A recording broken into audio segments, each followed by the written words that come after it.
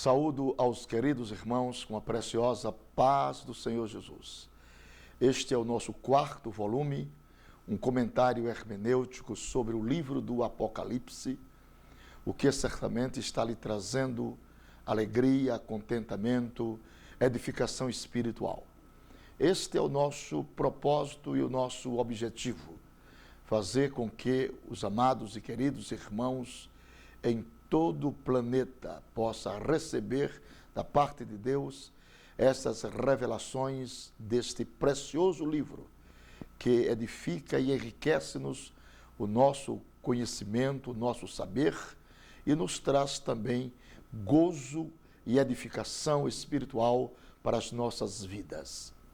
Meus amados irmãos, sequenciando o nosso estudo bíblico sobre o livro do Apocalipse, versículo por versículo, nós podemos adentrar agora como os que têm os escorpiões da terra.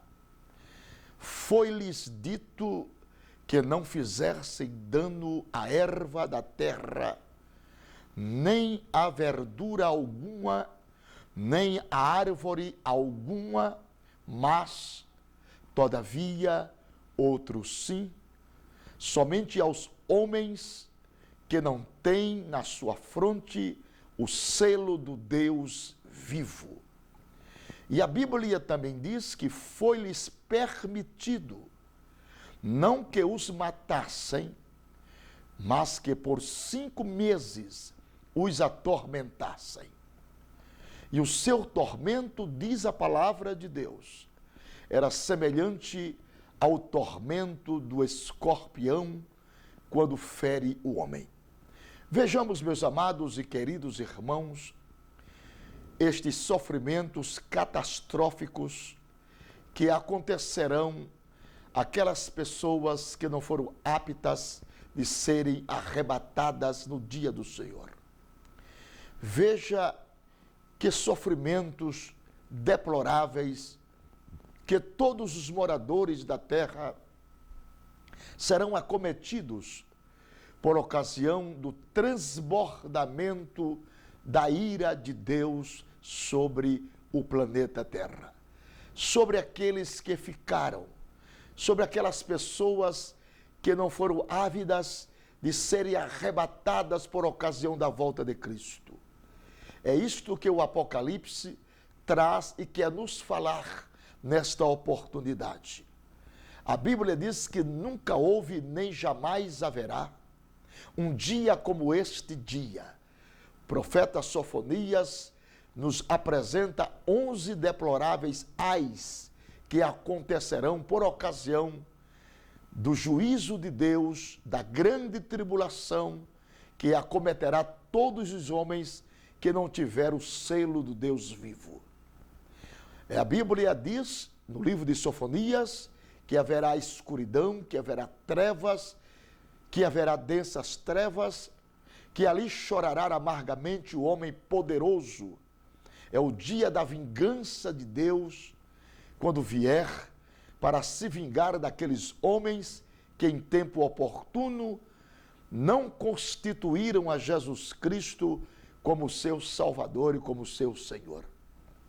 Meus amados e queridos irmãos, todo o homem, todas as pessoas que permeia a esta terra, a este planeta, devem tomar o conhecimento em tempo oportuno que a ira de Deus está para ser derramada sobre os 4 cantos da terra. O tempo agora que Deus oferece às pessoas é o tempo chamado dispensação da graça. Oportunidade sui generis que Deus oferece aos homens para se arrependerem e viverem uma vida digna do Evangelho. Uma vida na qual a pessoa desfruta aqui na terra a bem-aventurança da salvação, a alegria de ter a certeza de que os seus nomes estão escritos no livro da vida e do Cordeiro. Eu quero, nesta oportunidade, neste quarto volume sobre o Apocalipse, lhes convidar a abraçares a salvação, a compreenderes a revelação de Deus para a sua vida pessoal. E aí, o seu futuro estará garantido quando você abre de par em par as janelas da sua alma para aceitar o projeto da salvação. A Bíblia também diz, meus caros irmãos e ouvintes, que naqueles dias os homens buscarão a morte e de modo algum o acharão. E a Bíblia também diz que desejarão morrer e a morte fugirá deles. Eu quero fazer um comentário a respeito disso. A Bíblia diz que Deus dará férias à própria morte de 5 meses para dar evasão aos sofrimentos deploráveis que a humanidade imergirá neles. Então, meus queridos ouvintes, meus queridos irmãos de todo o planeta Terra, a porta da graça está aberta. A salvação está sendo oferecida a todas as pessoas nesta singular dispensação graciosa que Deus faculta a todos os moradores do planeta. É tempo de nos arrepender, é tempo de moldar a nossa conduta aos fundamentos da nossa fé em Cristo Jesus. Ele é o ápice, ele é a ponta, ele é o intermediário entre Deus e o homem. A Bíblia nos diz que Jesus Cristo é o nosso intermediário, é o nosso intercessor, que nos liga a Deus através do arrependimento. Então, a porta da graça está aberta, mais uma vez eu lhe concito, a despojardes de todos os teus conhecimentos racionais, intelectuais, atinente às coisas desta vida e a despertares em tempo oportuno para o conhecimento da salvação através da obra meritória de Jesus na cruz. A Bíblia também nos diz, meus caros telespectadores, que esta praga, ela é uma das mais terríveis e deploráveis. Pois a Bíblia diz que a terra será invadida por demônios. Não se trata de gafanhotos de verdade, como pensam algumas pessoas. Gafanhotos no sentido literal. Não. São gafanhotos sobrenaturais. São demônios que tomará conta do planeta Terra logo após o arrebatamento da igreja. A Bíblia diz que esses gafanhotos, esses demônios, eles sobem do abismo. Não comem ervas como os normais. Como os seres espirituais, eles não poderão ser vistos, mas serão sentidos pelos homens que aqui viverem. Porém, não está descartada também a hipótese de serem vistos, pois Deus poderá permitir aos homens que o vejam, o estranho mundo espiritual que se abaterá sobre os homens por ocasião tenebrosa da chamada grande tribulação. Pois bem, o tormento causado nos homens, diz a Bíblia, é semelhante ao tormento de um escorpião. A picada de um escorpião. As pessoas que já foram picados por escorpião são testemunhas audíveis do sofrimento que traz aqueles que são acometidos pela picada de um escorpião. Meus irmãos, isto aqui é o pano de fundo para mostrar-nos, para o nosso entendimento ser aberto, para entendermos que essas picadas referem-se a tormentos do espírito das pessoas que aqui ficarem.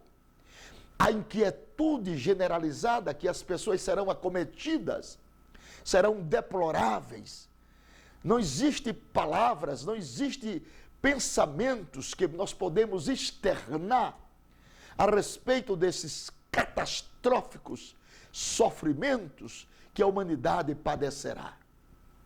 A Bíblia também diz que certamente será pior, mas o máximo que o profeta conseguiu dizer foi compará-lo com os de escorpiões.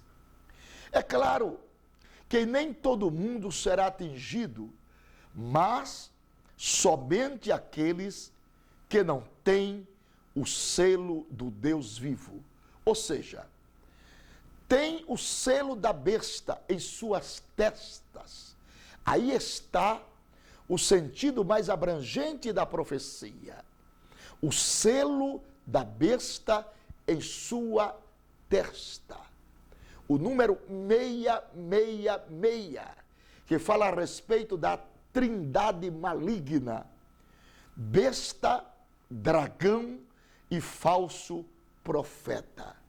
É a autenticidade do governo do anticristo por ocasião do arrebatamento da igreja e a sequência da grande tribulação que cairá sobre a terra. Nunca houve nem jamais haverá, diz a Bíblia, um dia semelhante a este.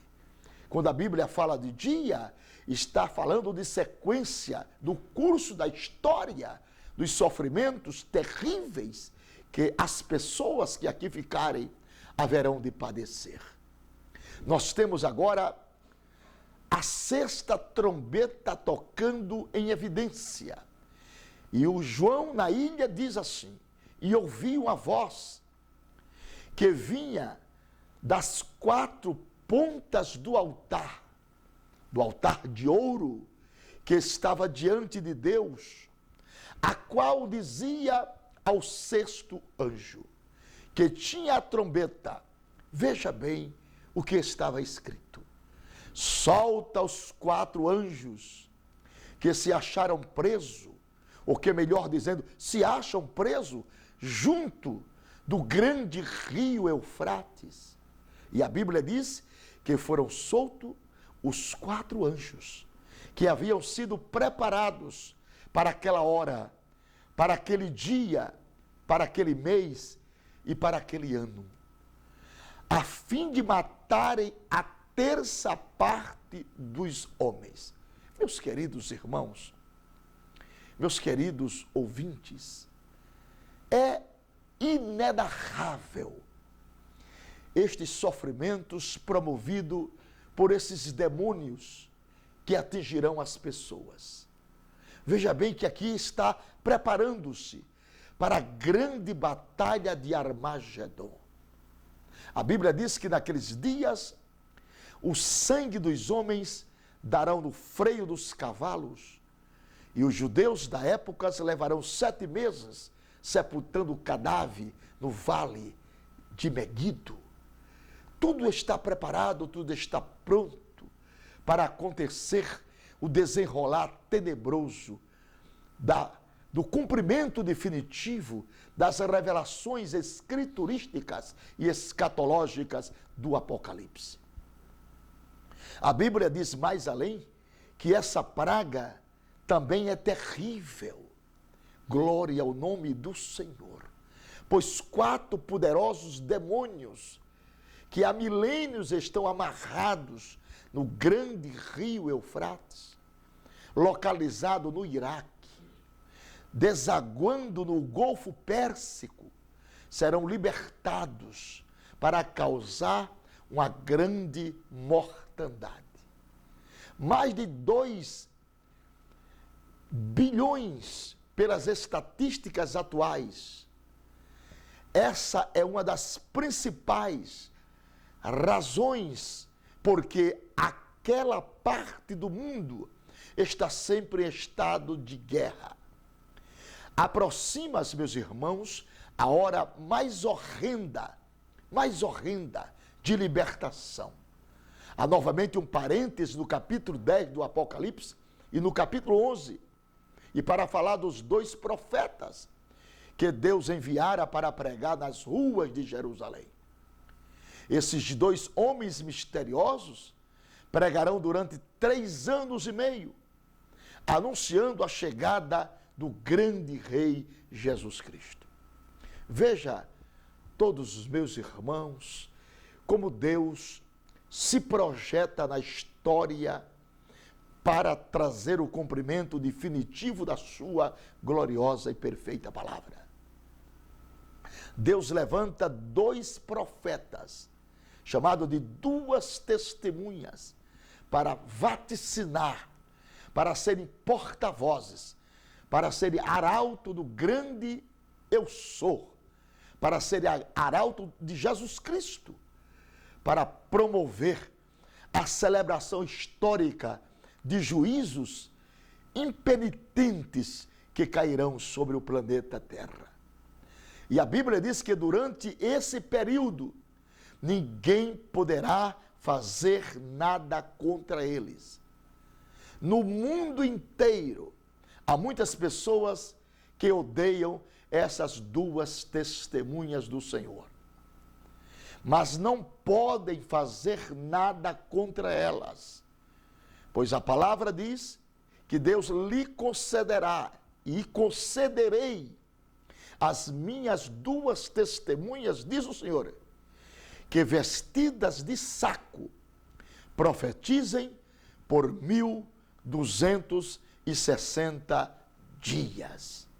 Louvado seja o nome do Senhor Jesus Cristo. Em todas as dispensações da história bíblica, Deus tem suas testemunhas. Deus tem os seus profetas, que se levanta meio ao caos para profetizar as grandes verdades da palavra do Senhor.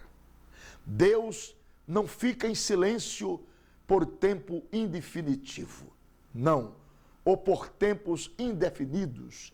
Deus levanta meio ao caos de situação tenebrosa para manifestar a sua vontade, para manifestar o seu desejo, para manifestar o seu poder, para dizer ao mundo que ele tem nas suas mãos as rédeas, para dizer ao mundo e aos homens que ele é o Deus Todo-Poderoso e ele faz como lhe apraz.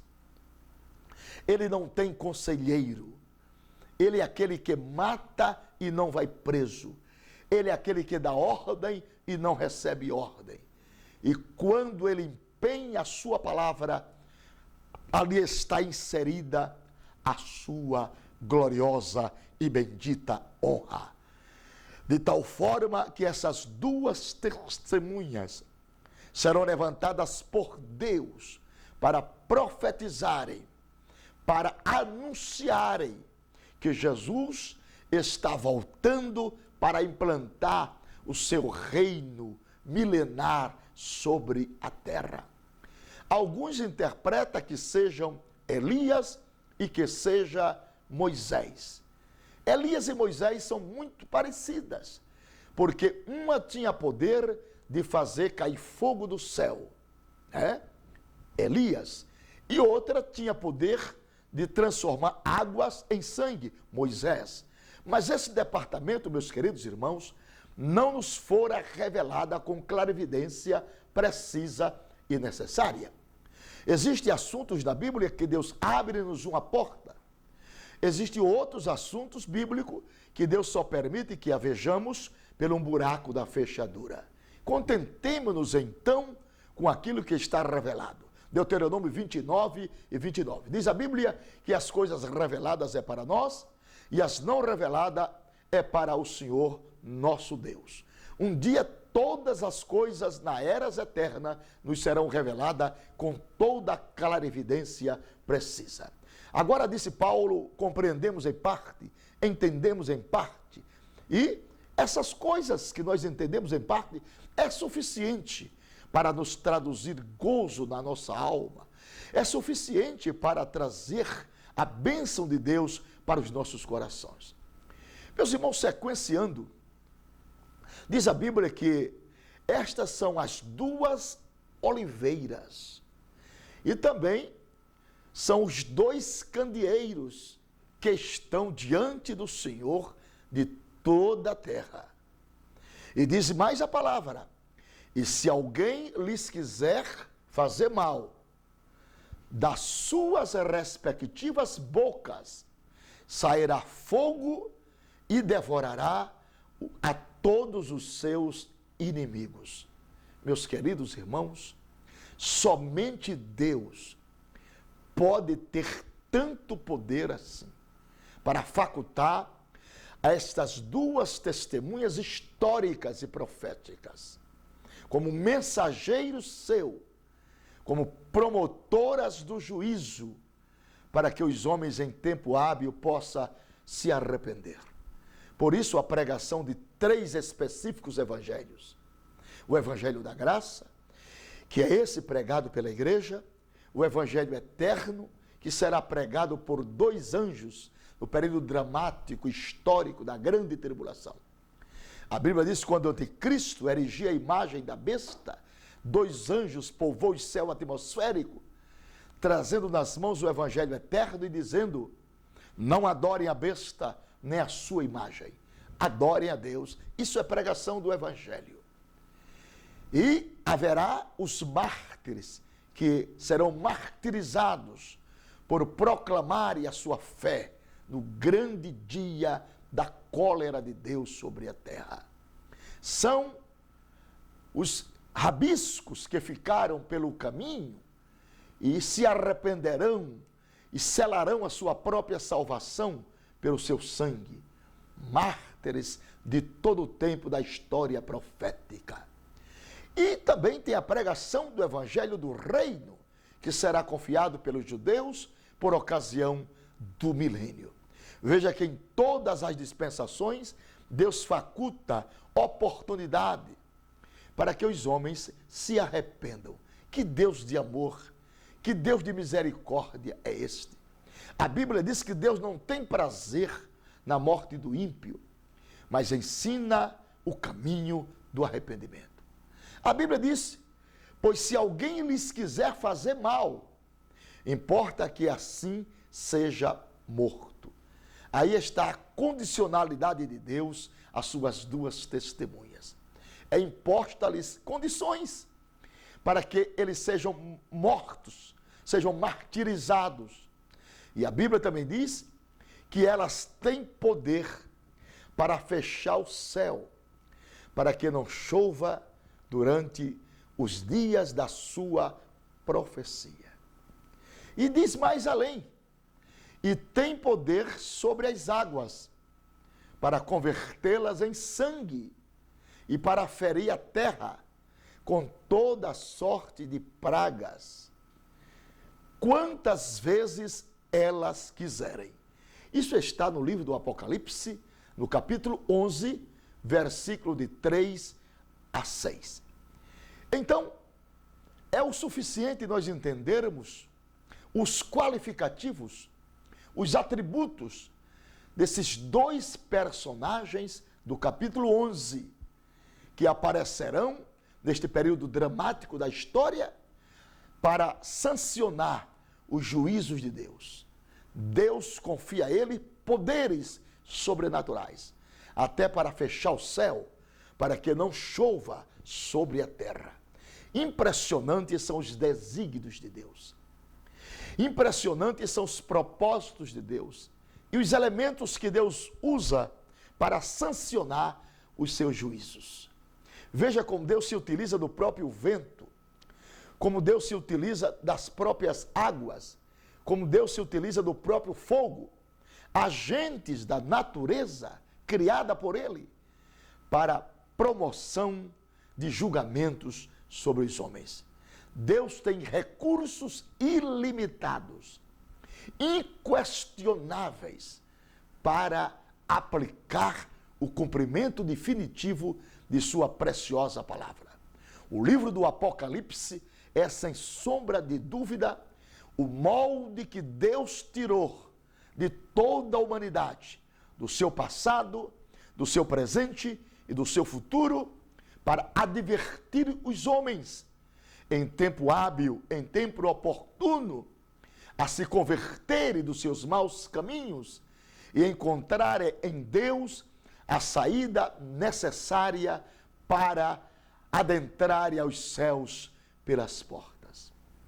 A Bíblia diz, meus queridos e amados irmãos, louvado seja o nome do Senhor, que após encerrado o prazo de 3 anos e meio, ou seja, 1260 dias, a Bíblia nos diz que Deus permitirá que esses 2 profetas sejam mortos. Quem pode entender esses desígnios impressionantes do Senhor? Ele envia essas 2 testemunhas com propósitos relevantes, com missão específicas, com poderes sobrenaturais, até de abrir e fechar os céus, e depois permite que elas 2 sejam mortas. E diz mais a palavra: e quando acabarem o seu respectivo testemunho, a besta, quer dizer, o anticristo, porque o anticristo, ele também pode ser chamado de falso profeta, iníquo, o assírio, o homem de Belial, o filho da perdição, ou anticristo. E por que anticristo? Porque ele também é anti-Deus e anti-Espírito Santo. Mas, especificamente anticristo, por causa da eficácia do sangue de Jesus vertido no Calvário. Este sangue que fala mais alto do que o sangue de Abel. O sangue de Cristo, que é o preço de nossa redenção, que é a senha, que é o passaporte de todos aqueles que em tempo oportuno constituíram a Jesus Cristo como seu melhor tesouro, como seu Senhor e como seu glorioso Salvador. Então, o anticristo, a Bíblia diz que ele sobe do abismo, que esta besta que sobe do grande abismo, inspirado pelo diabo, veja bem, inspirado pelo diabo, lhes fará guerra, entenda a palavra, e as vencerá e também matará. Olha o que diz a palavra.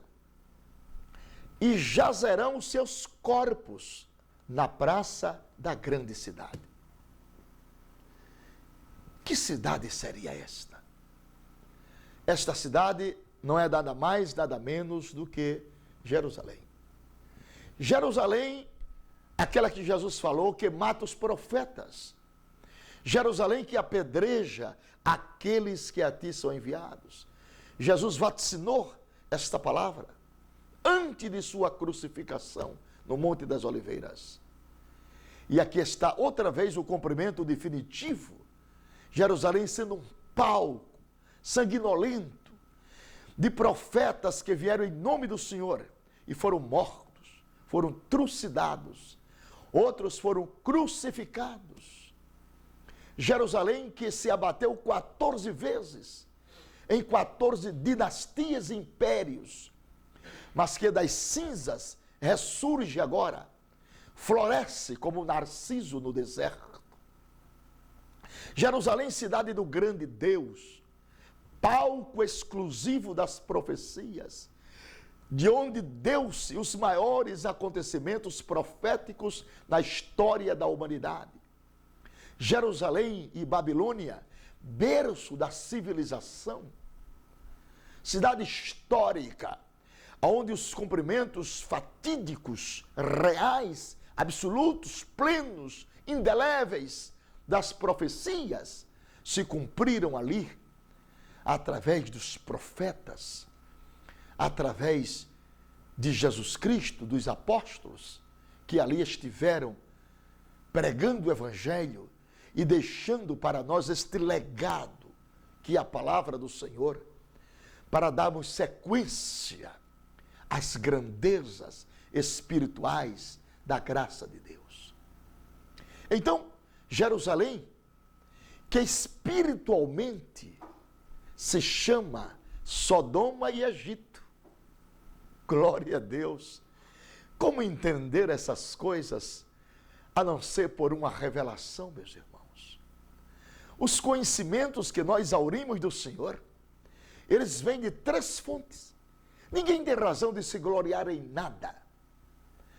O profeta Jeremias disse que aqueles que se gloriem, gloriem-se em saber que Deus é o Senhor. Paulo disse que alguém se glorie, glorie-se na cruz de Cristo. Porque os conhecimentos, eles são herdados, eles são pesquisados e eles são revelados. Veja que a Bíblia diz que esta cidade de Jerusalém, ela chama-se, na revelação bíblica, de Sodoma e de Egito, onde também o Senhor foi crucificado. Glória ao nome de Jesus. Que coisa linda é a palavra de Deus. Como é belo entendermos, como é gratificante Deus ter aberto os nossos entendimentos para compreendermos os valores fundamentais da Bíblia Sagrada, que não é um livro, é o livro, o resto é o resto, é enchimento de prateleira. A Bíblia não se entende pela racionalidade, a Bíblia se entende pela alma, e ela nos traz gozo, nos traz alegria, porque ela, sem sombra de dúvida, meus amados irmãos, é a boca de Deus falando aos homens. Pois bem, a Bíblia diz que homens de vários povos e de várias tribos e de várias línguas e nações verão. Meus irmãos, que coisa gloriosa. Eu fico feliz, minha alma se alegra. Sabe por quê? Porque eu vejo o cumprimento da palavra de Deus em termos tecnológicos. Como esses homens verão esses corpos sendo mortos em Jerusalém, se não for através do conhecimento científico, daquilo que Daniel disse, e a ciência se multiplicará. Pois bem, então, todo mundo verá os seus corpos mortos em Jerusalém, e o instrumento que Deus vai usar é a televisão, via satélite. Os seus corpos, por 3 dias e meio, nos diz a Bíblia Sagrada, não permitirão que esses 2 profetas sejam sepultados. Não permitirão que eles sejam sepultados. Mas que todos os moradores da terra, aqueles que estiverem vivos nesta época, verão os seus corpos mortos em Jerusalém. E isso só pode, obviamente, através dos canais de televisão via satélite. Eu fico muito feliz.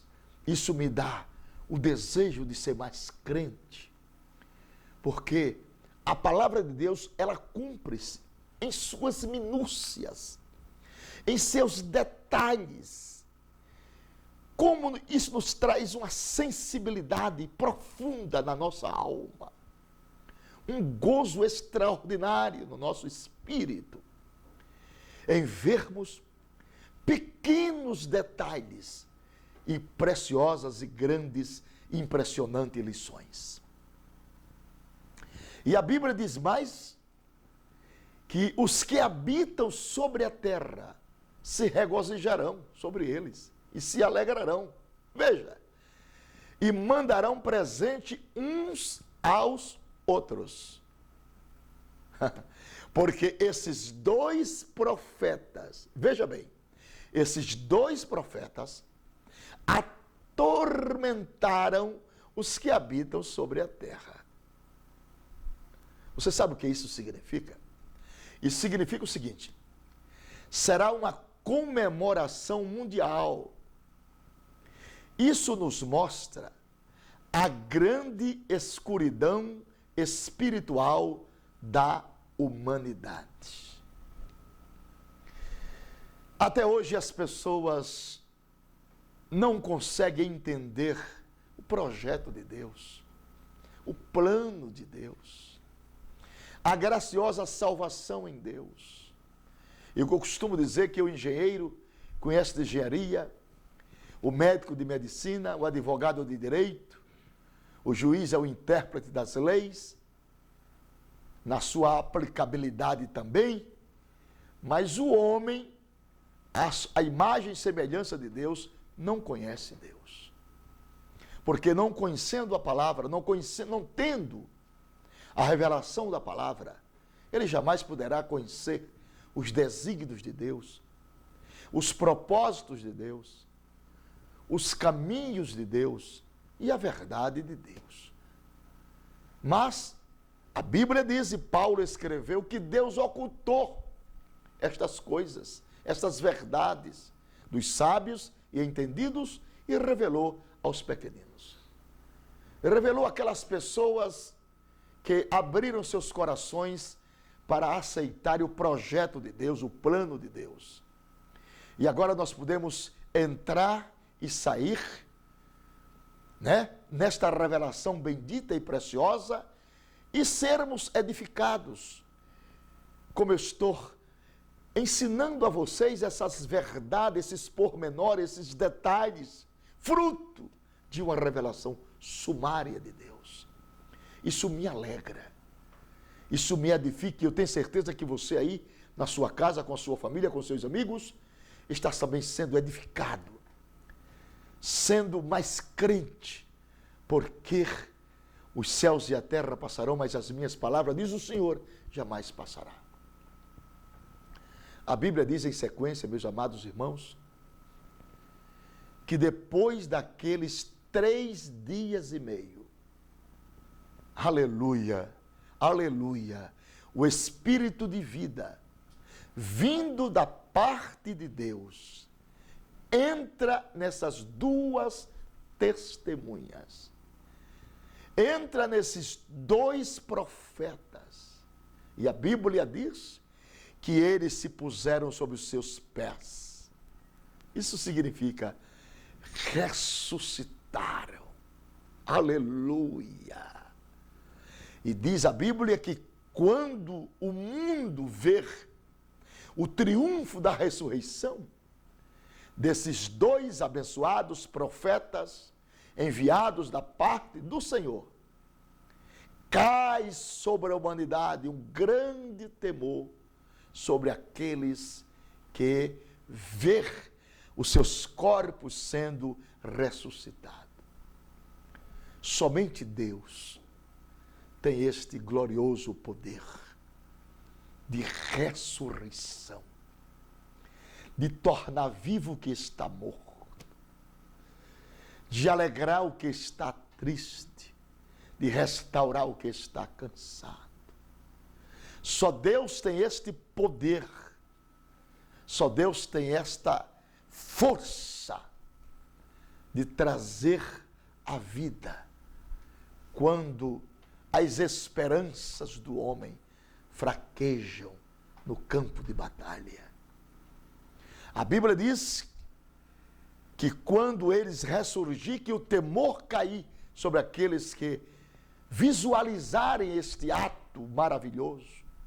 Diz a Bíblia, e ouviram uma grande voz do céu, aleluia, aleluia, uma grande voz do céu, que lhes dizia, oh bendito Deus, subi cá, e subiram ao céu em uma nuvem, e os seus inimigos os viram, e naquela hora houve um grande terremoto.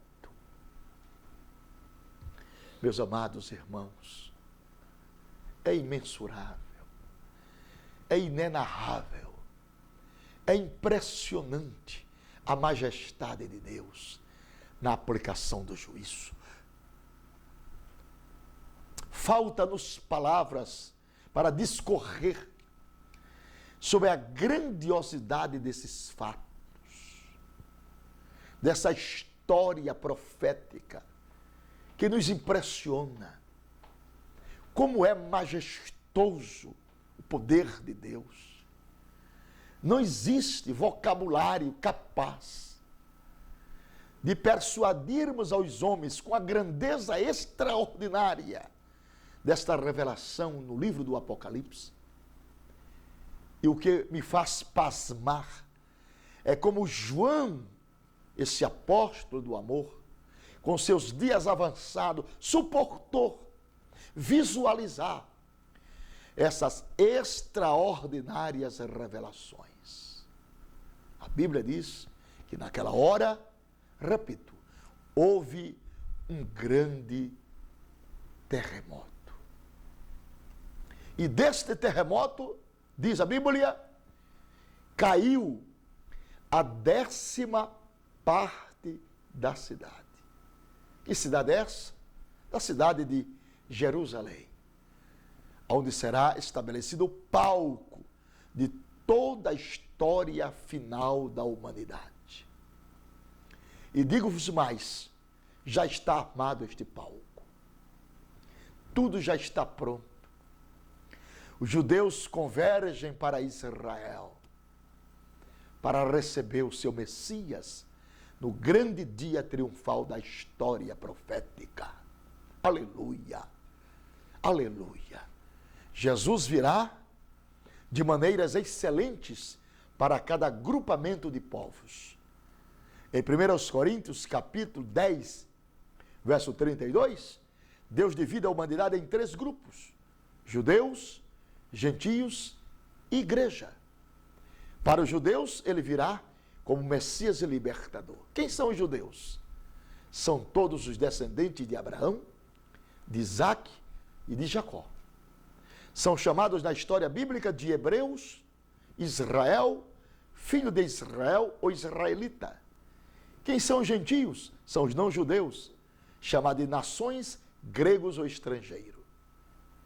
Para os gentios, ele virá com 3 características: rei, senhor e juiz, para julgá-los com vara de ferro. E para a igreja, composta de judeus e gentios convertidos a Cristo, Paulo diz: Deus de 2 povos fez um, quebrando a parede da separação. Agora, tanto judeus como gentios terão acesso a Deus pelo mesmo Espírito. Então, para a igreja do Senhor, a noiva do Cordeiro, ele virá com 2 características: noivo e esposo. Esta é a nossa maior esperança. Aí está o repouso da nossa crença, a nossa fé. E permita a Deus que você possa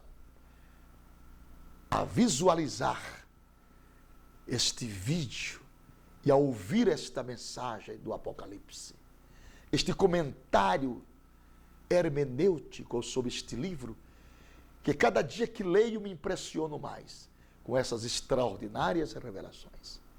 Você possa receber a salvação, possa adentrar na sua alma o temor, para em tempo oportuno, você e sua família, abraçar Jesus como seu Senhor, como seu Salvador, como seu maior e melhor tesouro.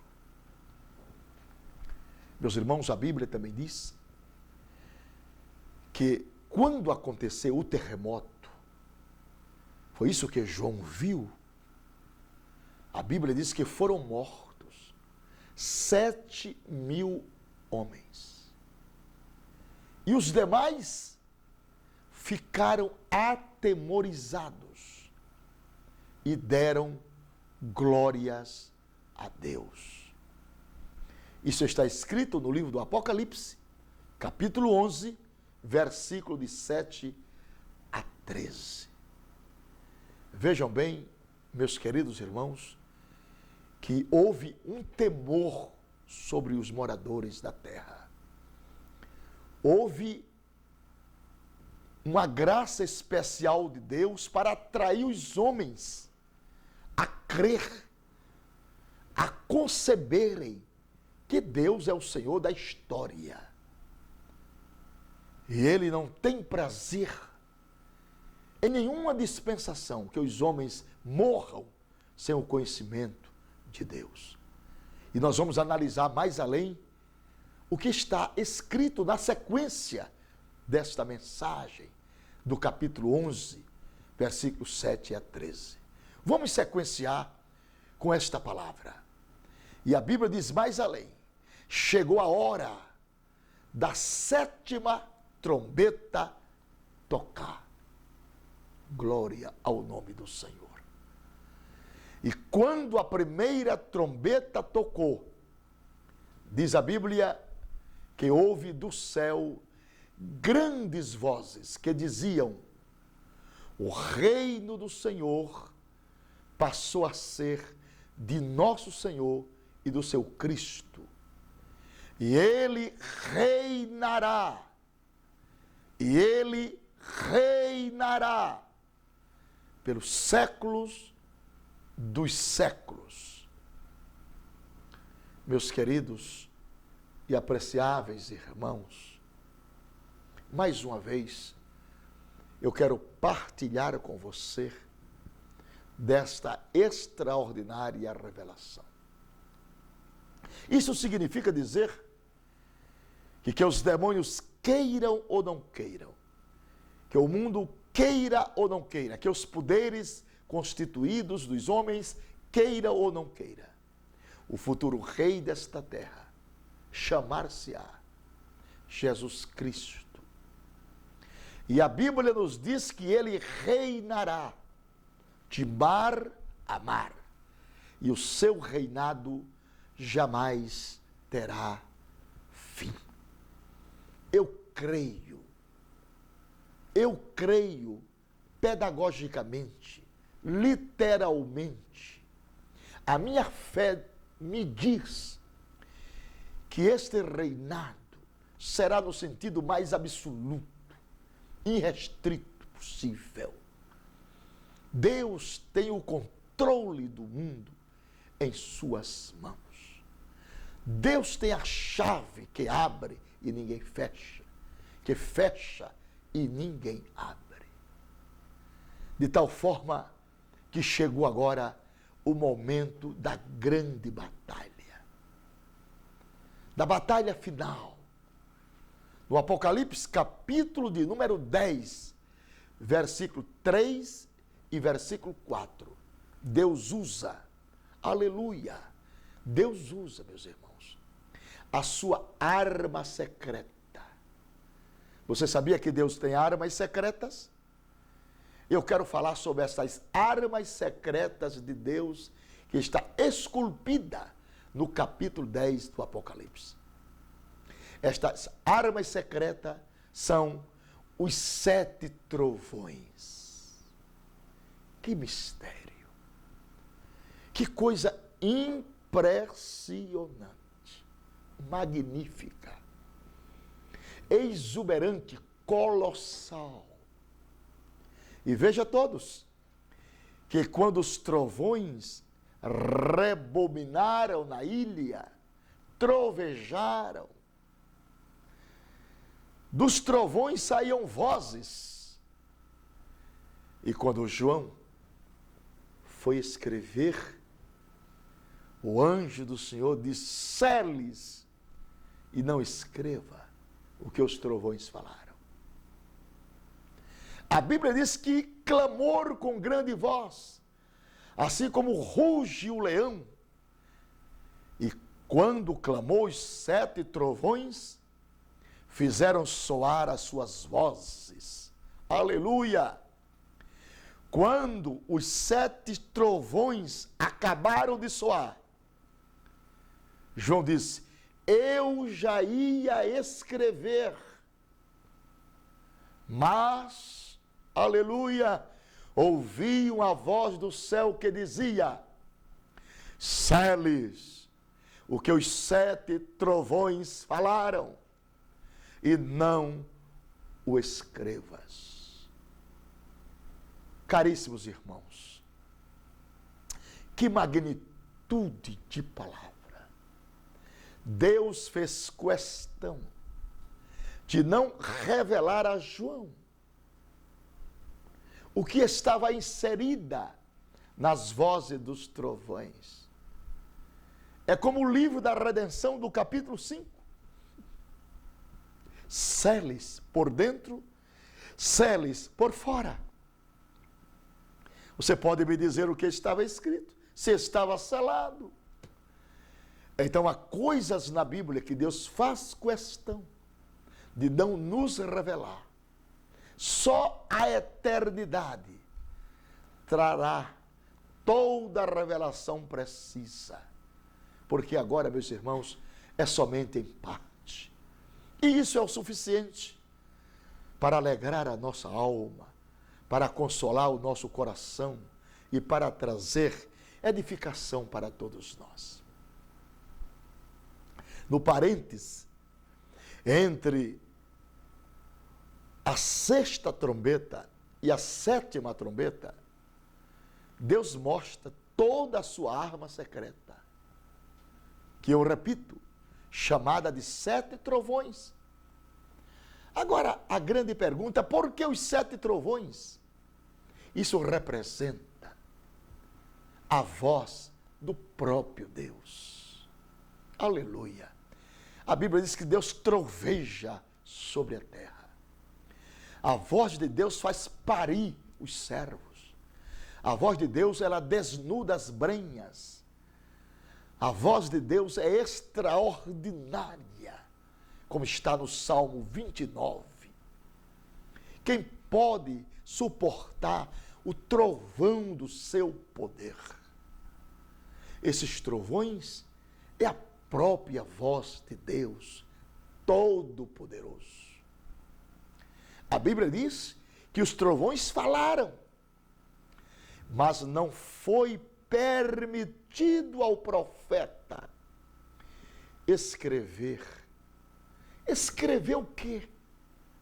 O que eles disseram? Esta é uma grande pergunta que embasa grandes questionamentos. Meus caríssimos irmãos, toda guerra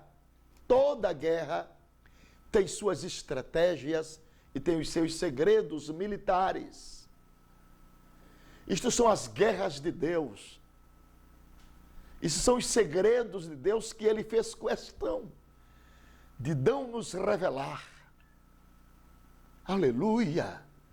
E Deus não tem conselheiro.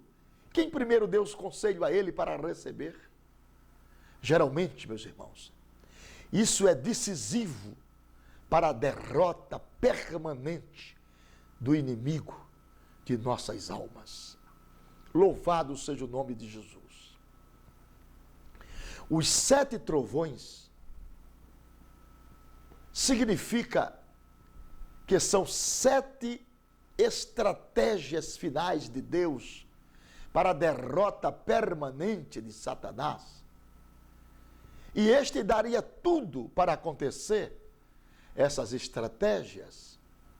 Isso nos esclarece a razão porque Deus não revela para o seu povo na terra as datas referentes ao conflito final.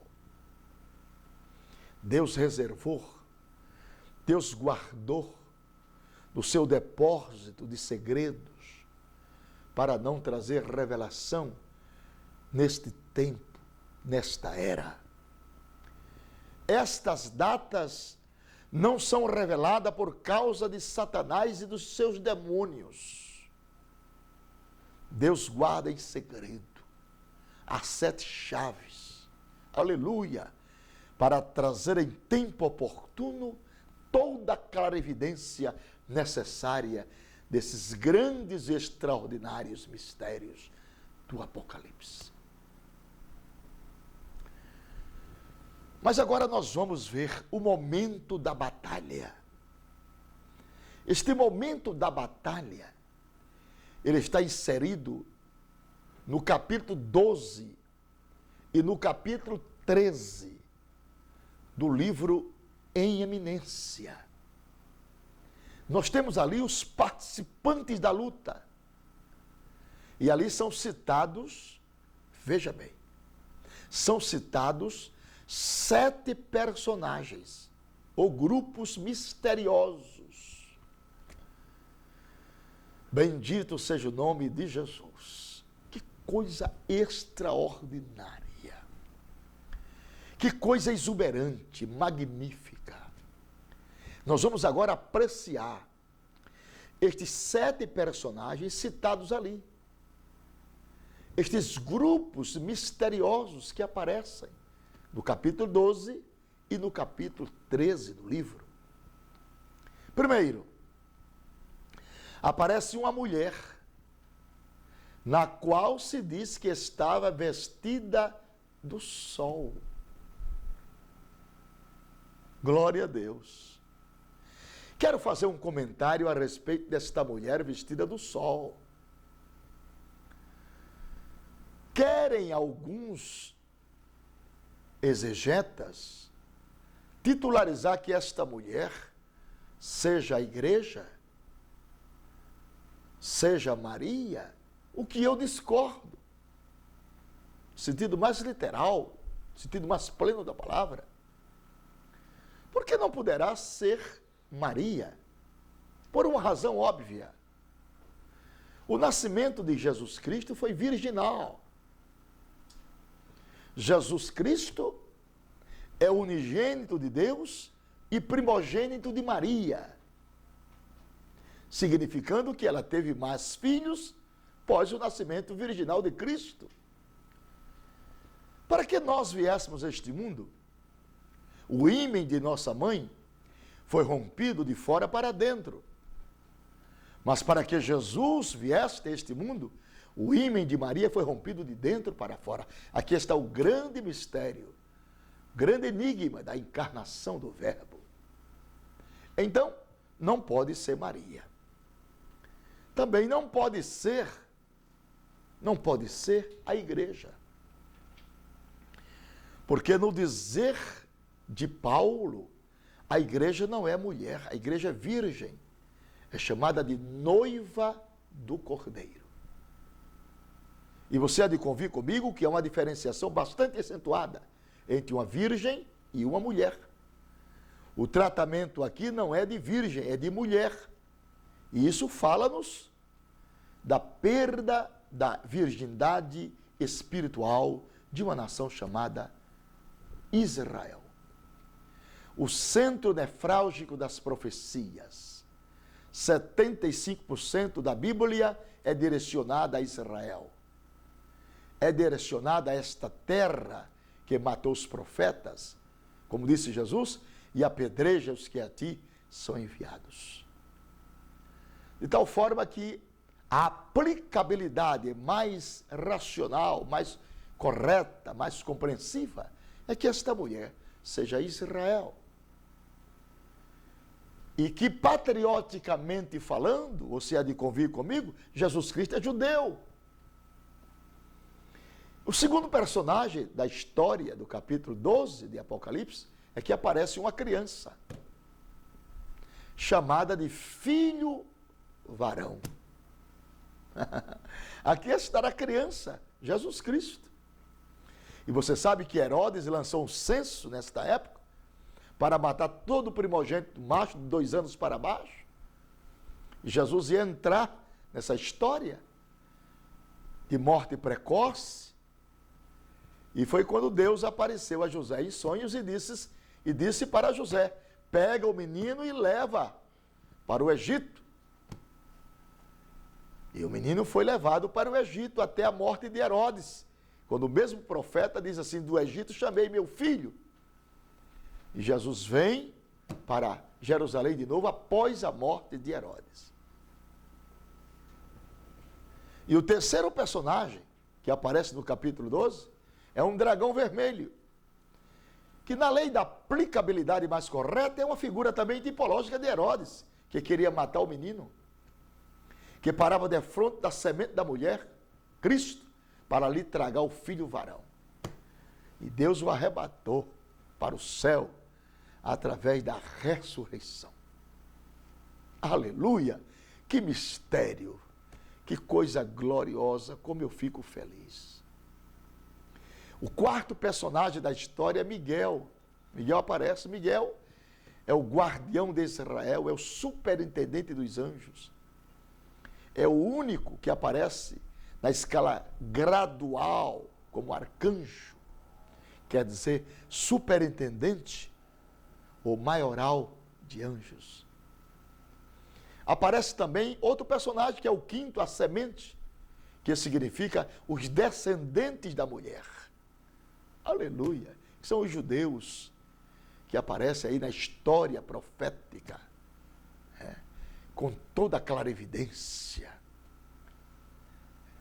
O projeto de Deus é para eles, para os descendentes da mulher. Aleluia!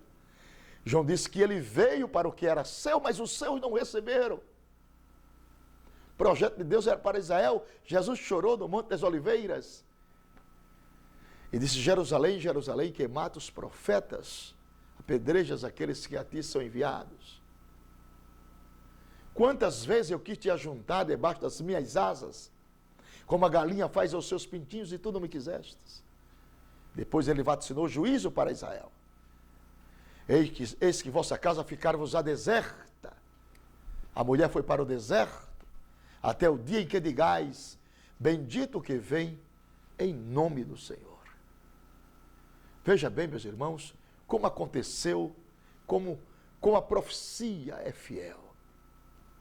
Foi quando Israel foi cercada, no ano 70 da era cristã, e que Tito ficou 142 dias, segundo Joséfo, fora dos muros, sem atacar a cidade, para que os gêneros alimentícios dentro da cidade se acabassem. E não tendo mais alimento, a Bíblia diz, Lamentações 4:10, que as mãos das mulheres piedosas cozeram seus próprios filhos, e estes serviram de alimento na destruição da filha do meu povo. E diz mais a história que em volta de Jerusalém foram cortadas árvores para fazerem cruzes, suplício dos judeus. As mulheres grávidas eram abertas suas barrigas, tiravam as crianças, colocavam gatos vivos. Houve muito sangue no ano 70. E alguns judeus escaparam do cerco. E o profeta, Deus usa o profeta e diz assim: vagabundos sereis entre as nações, para onde vocês forem, minha espada vai atrás de vocês. E eles foram para o grupo de Gomer, da Gomeria, o antigo Crimeia, para a Alemanha. E ali já estava um instrumento que Deus preparou para dar cumprimento à sua palavra. O diabo entrou em Hitler. E você sabe a história, quando mais de 6 milhões de judeus morreram em câmara de gás e campo de concentrações. Eles não conheceram, Jesus disse, o tempo da sua visitação. Perderam a grande oportunidade. Paulo, escrevendo aos Romanos, no capítulo 9, versículo 4 e 5, ele disserta sobre o passado de Israel. O privilégio que este povo teve na história bíblica, a glória, as alianças, os concertos, o culto, as promessas, os patriarcas, todos foram privilégios que Deus deu a Israel. A glória era manifestada no templo, no tabernáculo, no monte. Israel viu fenômenos extraordinários acontecer. Provisão no deserto. Eles precisavam de 1.500 toneladas de alimento por dia. E Deus fazia chover maná. Eles precisavam de 41.580.000 litros de água por dia. Deus fere a rocha ali da água. Murmuraram, pediram carne. Deus soprou um vento do mar. Cordonizes caíram no arraial. Eles comeram tanta carne de sair pelo nariz. O mar foi aberto com o sopro do vento do nariz de Deus. Deus abriu o mar, segundo a história, em 4 quilômetros e 800 metros para o povo atravessar numa noite, porque em fila indiana levaria 35 dias e 35 noites. Faraó pegava. Deus é sábio. Deus conhece estratégias de guerra. E para promover livramento, Deus entra em ação. E o povo passou a pé enxuto. E os 600.000 cavaleiros de Faraó morreram afogados. E Miriam cantou do outro lado, só o Senhor é Deus. Privilégios marcantes que Israel teve. Esta é a mulher que foi para o deserto, mas que hoje está voltando do deserto para receber o seu Messias prometido. Nós temos agora o sexto sinal que aparece aí, que é a besta do mar. Há um novo parêntese que nos diz assim: se alguém tem ouvidos, ouça.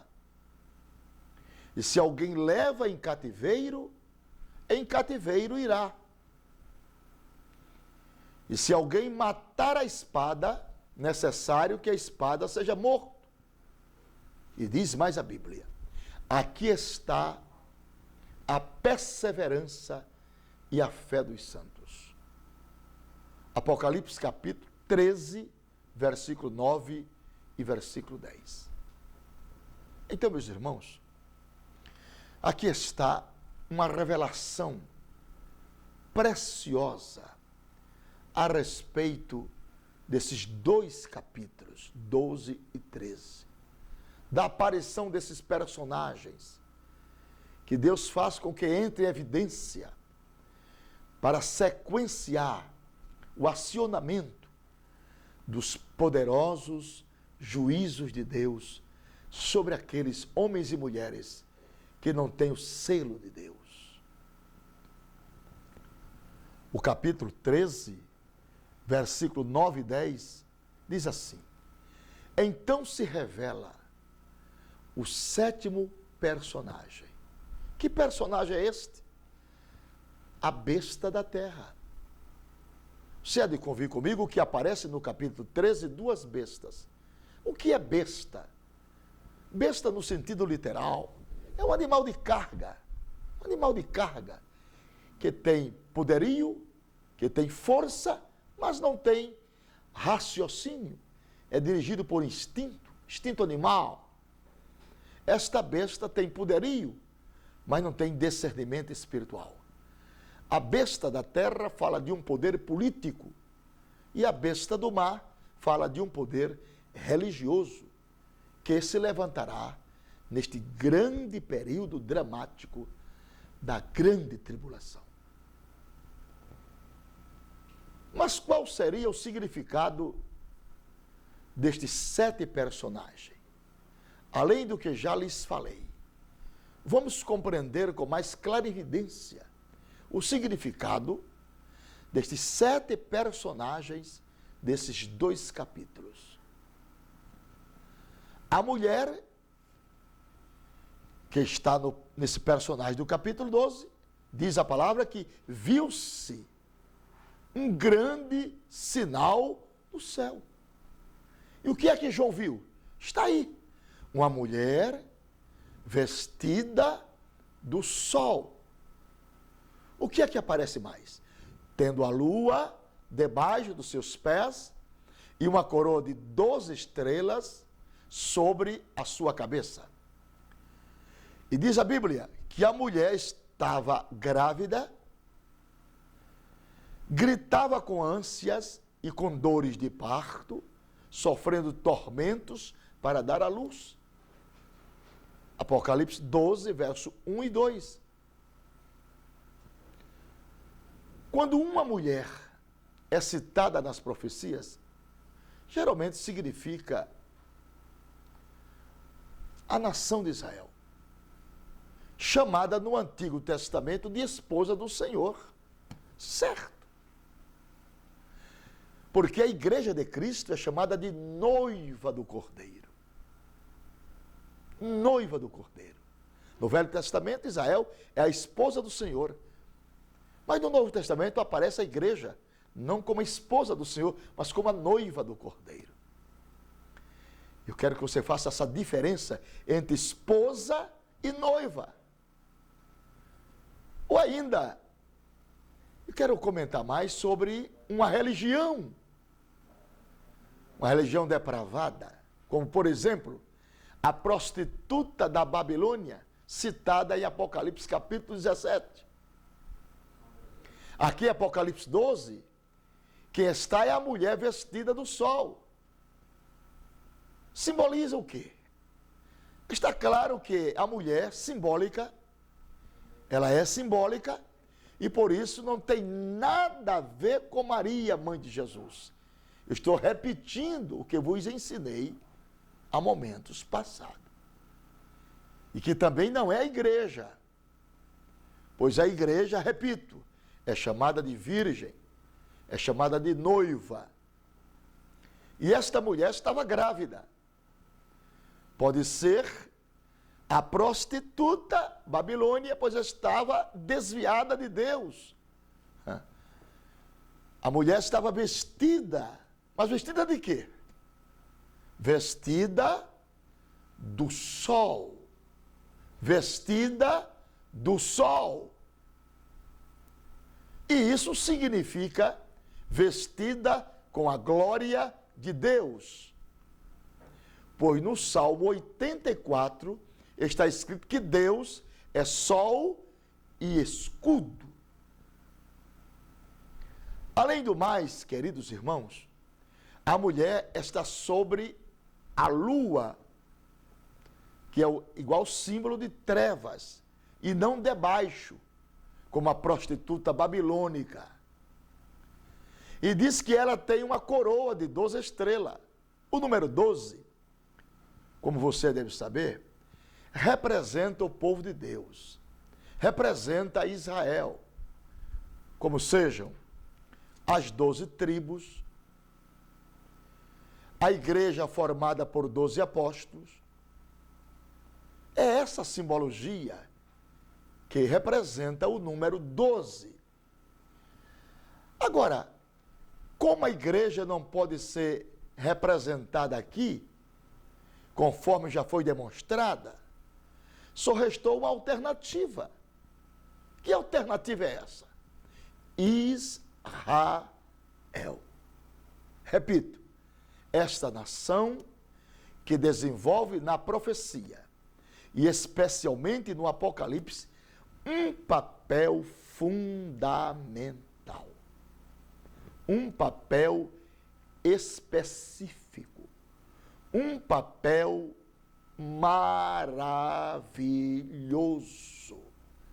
Israel funciona aqui como o relógio do arrebatamento. O relógio de Deus na terra para promover o despertamento do povo de Deus.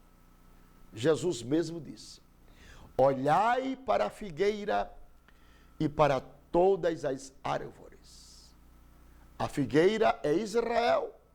Afinal de contas, Israel está representada na Bíblia pela quiescência de 3 árvores: oliveira, videira e figueira. Jesus disse: quando a figueira brotar, está perto o verão. Em verdade vos digo, que não passará esta geração sem que todas as coisas aconteçam. Os céus e a terra passarão, mas as minhas palavras não hão de passar. De tal forma que é fundamental o papel de Israel nas profecias e especificamente aqui no capítulo 12 deste livro precioso, o Apocalipse. Eu deixo para você esta meditação e permita a Deus que você se debruce agora, se deleite agora nestas profecias maravilhosas que estão sendo interpretadas à luz de uma revelação que Deus nos dera para trazer ao meu irmão edificação espiritual, salvação de vidas e a histórica glorificação do nome do Senhor Jesus Cristo. Isto acontecendo, minha alma estará feliz e todo o projeto de Deus na audição do livro do Apocalipse, interpretado versículo por versículo, estará cumprido. Nós queremos, nesta oportunidade, já lhe preparar para o 5º volume, onde Deus sequenciará estas extraordinárias revelações, para fazer com que haja um despertamento na igreja do Senhor Jesus aqui nesta terra. Todo mundo está impressionado com os acontecimentos que se desenrolam na humanidade. Todos estão sobressaltados com o palco que está armado da evidência dos grandes sinais, um após outro, um após outro. Não há como olvidar, não há como duvidar mais de que a vinda de Jesus está às portas e que Deus está lhe preparando neste momento, lhe despertando neste momento para este grande e extraordinário dia. Aí vem na sequência o 5º volume. Eu terei mais coisas para lhe revelar. E com certeza o seu deleite espiritual e de sua família só terá a aumentar mais e mais. Eu aqui também estou recebendo esta edificação. Minha alma está jubilando por esses acontecimentos que estão inseridos na palavra de Deus e que estão cumprindo-se, outros que estão para cumprir-se, porque a profecia, ela tem 3 tempos ávidos: cumpriram-se, cumprindo-se e cumprir-se-ão. Que Deus em Jesus Cristo te abençoe e que Ele possa fertilizar mais e mais a sua mente, para compreenderdes, absorverdes estas revelações do livro do Apocalipse. Especificamente, a revelação do capítulo 12 e do capítulo 13. Desses personagens que nós já mencionamos e que traz riquezas incomensuráveis para nosso espírito, para estarmos mais consolidados na fé, para estarmos mais vivenciados na esperança, sem olharmos para trás, sem desistirmos jamais, com um propósito fundamentado naquilo que Jesus nos prometera. Virei outra vez e vos levarei para mim mesmo, para que aonde eu estiver, estejais vós também. É a minha oração, é o meu desejo, é a minha mais ardente aspiração, que você seja ricamente edificado, que a sua família esteja habilitada a cada dia a fazer um coro ao seu lado, querido irmão, para prosseguirmos nesta fé que uma vez foi dada aos santos. Se prepare para o 5º volume, onde Deus certamente trará mais revelações, mais gozo, mais alegria, mais entusiasmo para o seu coração e para o coração de todos aqueles que lhe cercam nesta oportunidade. Muito obrigado, fique com Deus e até o 5º volume, se Deus assim o permitir. Deus te abençoe.